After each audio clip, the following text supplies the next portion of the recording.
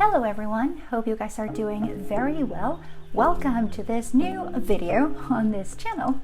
Okay, so a couple months ago I asked on my Instagram, I'm gonna leave it here by the way, if there was a particular topic that could be interesting for me to talk about illustration wise in this channel, and I got really cool suggestions, and one of them was for me to talk about paper and sketchbooks. So this video, it's going to be about paper and sketchbooks. So just as a little disclaimer before we start with the video, let me just say that my choice of media, so to speak, are markers. So the paper I'm going to be talking about is suitable for that kind of media. Having said that, now let's get straight into the video. Okay, the first sketchbook I ever got was this moleskin, and I got it because it was a fancy thing to have, I guess. The problem with this sketchbook was that I was really intimidated by the sketchbook because it was quite pricey. Also, like, I didn't realize at the time, it was too small for me. I prefer drawing on a bigger scale, and this was like a bit constrictive. So I didn't use it that much, or the drawings that I would make were kind of uncomfortable. And this kind of made me think that sketchbooks are perhaps like pieces of clothing, as in the sense that you wouldn't be wearing jeans to like a swimming pool, or you wouldn't be wearing a fancy dress if you were going to the gym. For example, I wanted to do observational drawing, and this kind of sketchbook wasn't suitable for that purpose because of the size and because I was too precious about wasting pages, quotation marks. So definitely I didn't get the most out of this sketchbook. Something cheaper or something bigger would have been a better fit for me in this particular case. If you are on the lookout for a sketchbook, here are some tips. And the first thing would be to think about the size. As I said, like, it doesn't matter if you're thinking that a tiny little sketchbook will be practical to carry around. Perhaps you're not going to even use it, so just get something that you're actually going to enjoy drawing in or sketching in.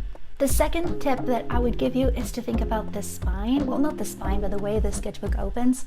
That's really important because this one opens all the way and it becomes slightly bigger, so that could be helpful. I personally prefer horizontal sketchbooks. And the third one would be the purpose. And by purpose, I mean there are, like, for example, this moleskin wasn't really good for me. It's not because the sketchbook is bad, but because I wasn't necessarily using it for the purpose that I needed. Okay, so now I'm going to be talking about the paper that I tend to use. And the first one is printer paper. Printer paper I like to use for either sketching if I'm working on a project, or if I just want to doodle for fun. It's really cool because, you know, I don't get too precious about me using paper. I don't get too precious about the drawings I'm making. I just feel really free using printer paper. Also, the size is very convenient for me. Now, one thing I would like to say, because it's printer paper, it is designed to hold a certain amount of ink, and it works well with markers. It does bleed a little bit, but not crazily, so it's okay. Like, and as I said, like, if there's just going to be playful drawings, it's fine. You can even get like cool textures, or you can get cool results even if it bleeds a little. Also, I really like the texture. It's kind of grainy, and overall I think it's pretty good, and the price point is really, really cool. And overall, I think for me, this is one of the biggest discoveries that I have ever made. The problem is, this is not necessarily something that you can carry around, or you can, but it's kind of uncomfortable to have a bunch of loose paper. But you can get like a trapper, or you can get one of those folders and organize everything. And I would only use this paper for playful sketching. Okay, so these are the reasons why I really like printer paper. That is cheap. You can find it anywhere. It's good with ink, so it's not going to bleed a lot. And also, for me in particular, the size is something that I like. Also, if you like to work on a smaller scale, you can just rip the pages or just like tiny little pieces. It's really functional. The cons is that, as I said before, it is all over the place. Like, you would need to keep it either using a trapper or a folder or something, and it does bleed a little, but if you're okay with that, then you are going to be enjoying this paper quite a lot, I think. So the next one is marker paper, which is, I know, perhaps kind of obvious. Okay, I am not necessarily the biggest fan of marker paper, I have to say. I do use it for either commissioned work or something specific, or a certain type of illustration that I need to make, because obviously since it's marker paper and it's designed to hold the ink, it doesn't bleed, it works perfectly fine, like it's everything you would like paper to do. The one thing I don't like about this kind of paper is that because it absorbs the ink so well, like the texture gets lost a bit, so it looks really flat.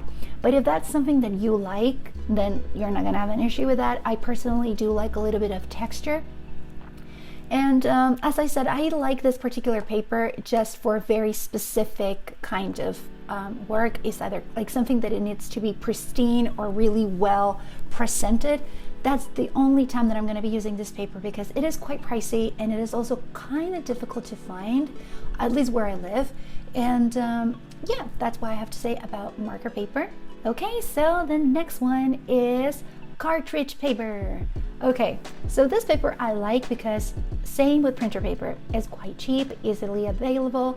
And the one thing I don't like about this paper though is that it does absorb quite a bit of ink. So you're gonna, quotation marks, waste a little bit of ink, or more ink than you probably would or normally would. But I like that I really like the thickness of the paper. I like that you can get them in different sizes as well. I do like the fact that you can have still a little bit of texture, or a lot of texture, using this paper. I think this is really cool. It does bleed quite a little bit, but overall I think it behaves really well. Perhaps the biggest con that I would find in this particular one would be the amount of ink that you would use, but overall it's quite cool. As you can see, details hold up really well, and as I said, it is cheap. Now let me just say something in Spanish and we'll be back in a minute.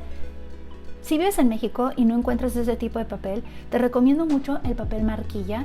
Yo encontré este bloc grandote en una papelería que vende cosas así de arquitectura y de arte. Y es barato, y, o sea, bueno, yo encontré este bloquezote, pero está padre porque lo puedes cortar y hacer más chiquitos. La verdad es que si no encuentras de estos, o si no quieres batallar, me parece que esos cuadernos de dibujo de Escribe también son muy buena opción. También absorben la tinta de los marcadores muy bien, y puede ser una opción muy barata, y creo que van a funcionar básicamente igual. Okay, so now let's just sum it up. This paper, it is a really good overall. I like the thickness. I like how textured the illustrations look on it. I like that it is cheap and easy to find. The thing I don't like about this paper is that absorbs quite a lot of ink, and same with printer paper, it's going to be all over the place unless you organize it yourself. I don't know. Anyway, so that's that. Now the next one is going to be one of my favorite sketchbooks, and this one I got from Tiger. It is quite cheap. I really like the pages are kind of yellowish. I really love that. I love the fact that it just opens up quite a lot. The bleed is basically non-existent with this paper. It does absorb the ink really well, and yeah, it's overall a really cool sketchbook. It does bleed a little though, but not crazily though. The thing with this sketchbook is that I still struggle with this kind of size, like I think, or with this type of how it's bound like a book. I think I prefer them when they're bound together at the top, not necessarily on the side, but that is just a preference. So this sketchbook is really cheap. You can get them in every Tiger, and I don't even know if they sell them anymore, which is kind of sad because I should have gotten more of these. My next favorite sketchbook is this one. I got it as a gift. This is a brand, I don't know if I do not want to pronounce it because I think I'm going to do it wrong, but this is one of the nicest sketchbooks. Honestly, the paper is really nice. There is no bleed. There's absolutely nothing bad I could say about it. Like the text, you can actually have a little bit of texture as well depending on how you use the marker. However, it tends to be a little bit more flat. I don't understand the science of the sketchbook. It just absorbs ink really well and distributes it really nicely. The things I don't like about this sketchbook, I think it's quite pricey. As I said, I got it as a gift, so I'm not entirely sure how much it costs. I think it comes down to purpose, or what you want to do with this sketchbook. If you're going to be doing playful sketching, perhaps you're going to feel a little bit self-conscious, or unless you don't care about that stuff. Personally, I find it daunting when I know it's an expensive sketchbook. Also, again, like this book kind of shape or how it's bound by the spine doesn't necessarily suits me that well, although this is a very, very lovely sketchbook and I'm so happy I got it. Also, like, I prefer when the paper is like a little bit off-white or yellowish, and I find the paper a little bit too bright, but I love it. Now, my next sketchbook is my absolutely favorite. It is by Mosri, and it is great. I love that it has my name on the cover, but also the paper, it is great. Has really good texture. I'm gonna see if I can show it to the camera, but it has this, I don't know how to describe it. Like, it has a lot of texture, which translates into cool texture when it comes to ink as well. Like, it doesn't look flat, the color. It does, oh my gosh. And it's like off-white, which I absolutely love. I like the metal spiral thingy because that means that I can fold it, and it's different. Like, I think as I said before, I do struggle with the book type kind of sketchbooks because I like to kind of just have one piece of paper, if that makes sense. The thing about this is quite pricey, this sketchbook. This is the most expensive sketchbook I've got, but it is lovely, and I think this sketchbook I will be using for really special drawings, for like diary type of things, something that I really want to keep on long term.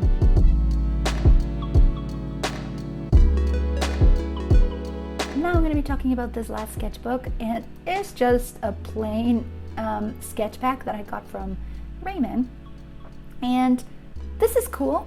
Again, I like the fact that it kind of it's falling apart, but I like the fact that it is bound at the top and it is not that book type of sketchbook. I've said that so many times in this video, but I like that because it tricks my brain into thinking that it's just one single piece of paper, which I like. The texture is good. Again, this is a cheap sketchbook, but it distributes the ink quite well and it looks quite flat. So if you're into that kind of flat look, that's cool. However, I would prefer using printer paper, in all honesty, just because it's cheaper. Perhaps this sketch pad looks a little bit more flat, as I said, but I would use this for some playful sketching, and I prefer using printer paper if that's what I'm going to be doing.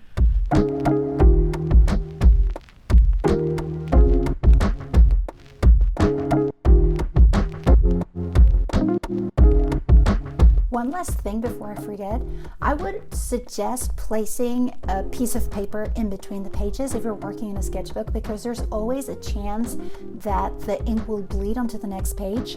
So just to keep it safe, just put something in between. Even if you're working with printer paper and loose pages, I would recommend doing that. And basically, this is it. This was the video. I hope you liked it. If you know of a good sketchbook or good paper that I'm not mentioning in this video, or paper that you like, please do let us know in the comments so we can all benefit from your knowledge. And yeah, thank you so much for watching. Hopefully I'm gonna have a new video coming up soon. And I have to say this, even though it's a little bit cringy, I think, but don't forget to subscribe and to like this video if you did like it. And hopefully we'll see you guys very, very soon. Thanks for watching. Bye.